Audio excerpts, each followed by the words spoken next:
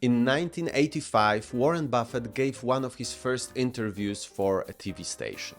And in my opinion, this short interview is one of the best, most interesting and packed with knowledge few minutes you can find on the internet. It is like a summary of everything he teaches about investing through the years. So today we will take a closer look at some of the moments of brilliance and wisdom from the greatest investor of all time. The first rule in investment is don't lose. And the second rule in investment is don't forget the first rule, and that's all the rules there are. I mean, if you buy things for far below what they're worth and you buy a group of them, you basically don't lose money. This is so simple that it is beautiful in a way. And Buffett is basically talking about a margin of safety. If we buy stocks that are way, way cheaper than their value, then the chances of making a massive mistake are extremely small. It's a temperamental quality, not an intellectual quality. You don't need tons of IQ in this business. I mean, you have to have enough IQ to get from here to downtown Omaha, but you do not have to be able to play three-dimensional chess or be in the top leagues in terms of bridge playing or something of the sort. You need a stable personality. You need a temperament that neither derives great pleasure from being with the crowd or against the crowd. Because this is not a business where you take polls, it's a business where you think. And Ben Graham would say that you're not right or wrong because 1,000 people agree with you.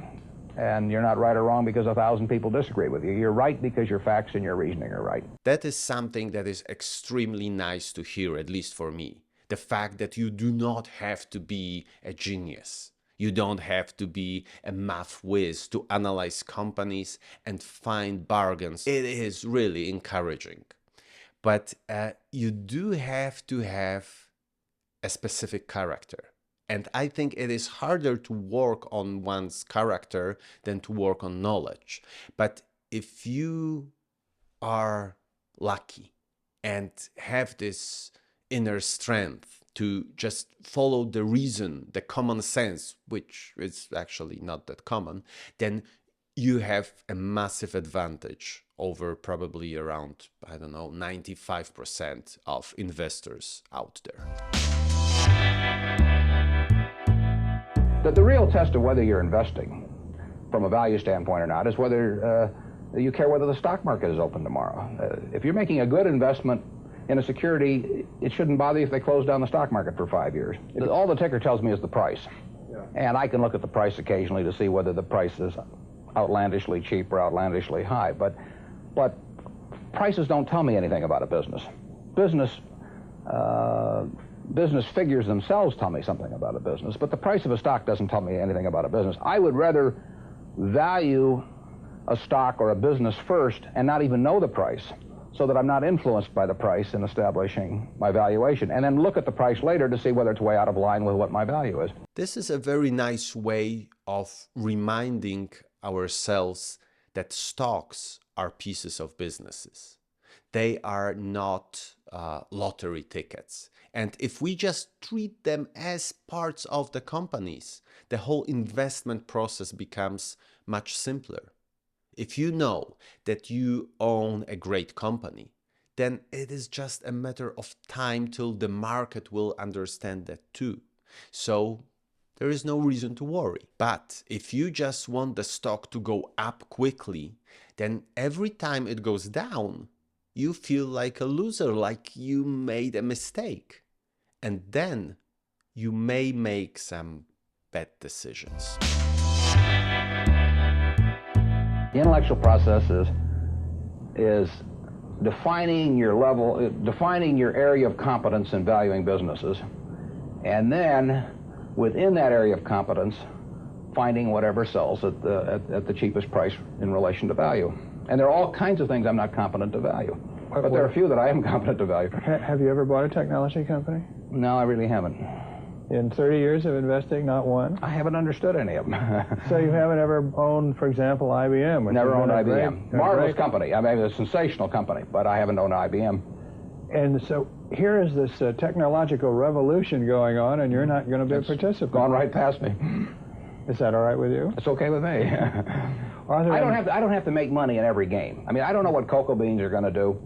I don't, you know, there are all kinds of things I don't know about, and that may be too bad. But you know, why should I know all about them? I haven't worked that hard on them. It is so striking that Buffett is so at ease with the fact that one of the greatest companies of the decade is outside of his circle of competence, and that he just lets it go.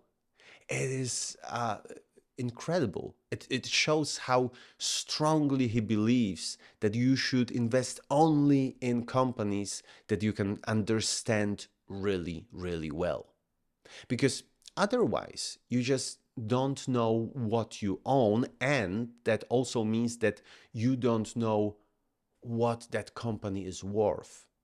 So when things are going south, you may lack conviction to hold on to a great investment, or lack the knowledge to understand that the fundamentals are crumbling. You literally every day have thousands of the major American corporations offered to you at a price that changes daily, and you don't have to make any decisions. You have to make nothing is forced upon you. So there are no called strikes in the business. The pitcher just stands there and throws balls at you, and if you're playing real baseball and it's between the knees and the shoulders, you either swing or you got a strike called on you. If you get too many called on you, you're out. In the securities business, you sit there and they throw U.S. Steel at 25, and they throw General Motors at 68, and you don't have to swing at any of them. They may be wonderful pitches to swing at, but if you don't know enough, you don't have to swing. And you can sit there and watch thousands of pitches, and finally you get one right there where you want it, something that you understand, and then you swing. And so you might not swing for 6 months. You might not swing for 2 years. Isn't that boring? It would bore most people, and certainly boredom is a problem with most professional money managers. If they try to sit out an inning or two, not only do they get somewhat antsy, but their clients start yelling, "Swing, you bum!" You know, from the stands, and that's very tough for people to do. This baseball analogy is one of my favorites, and it just deepens the subject of circle of competence and the character you need to be a value investor. We should invest only when we understand the company and we know that the price is substantially lower than the value of this company. And that does not happen that often. So patience is one of the biggest virtues of a value investor. Your approach seems so simple. Why doesn't everybody do it? Well, I think partly because it is so simple. That the academics, for example, focus on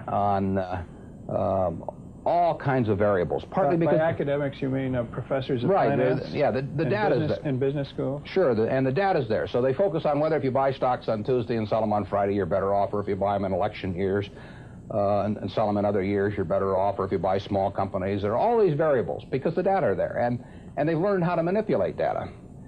And as a friend of mine says, to a man with a hammer, everything looks like a nail. And once you have these skills, you just are dying to utilize them in some way, but they aren't important.